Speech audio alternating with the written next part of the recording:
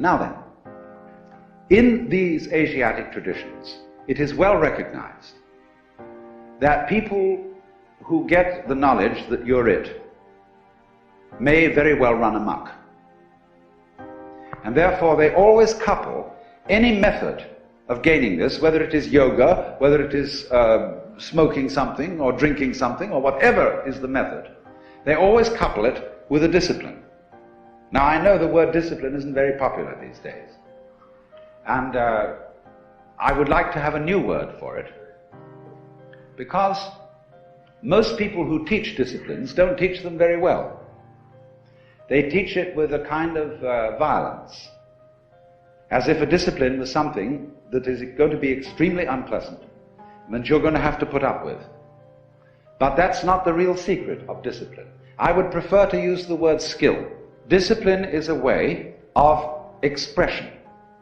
Say you want to express your feelings in stone. Now stone doesn't give way very easily. It's tough stuff.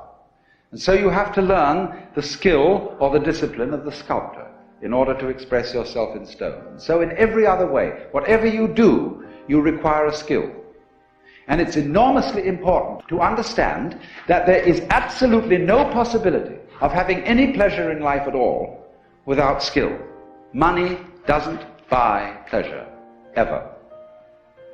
Look, if you want to get stone drunk and go out and get a bottle of bourbon and down it, you can't do that except for people who have practiced the distiller's art. You can't even make love without art. Where I live in Sausalito, we have a harbor full of ever so many pleasure craft.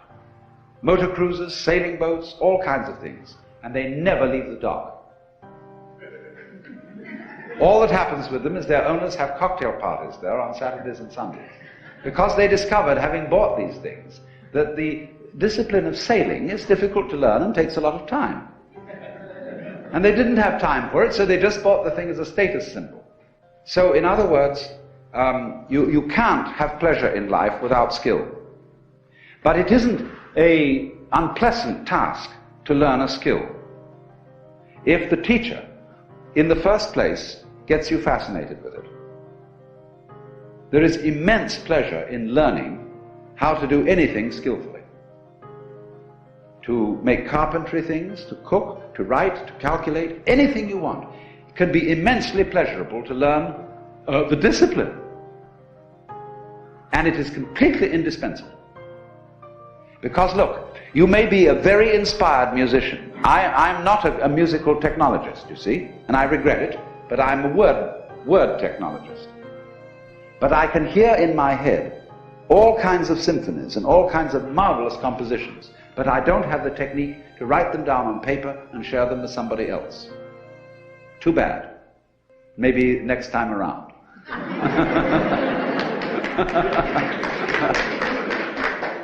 But you see, so far as words are concerned, I can express ideas because I have studied language. And I work very hard. Not that I didn't like it, I intensely enjoy the work of writing a book, although it is difficult. But it's fascinating to say what can never possibly be said. So,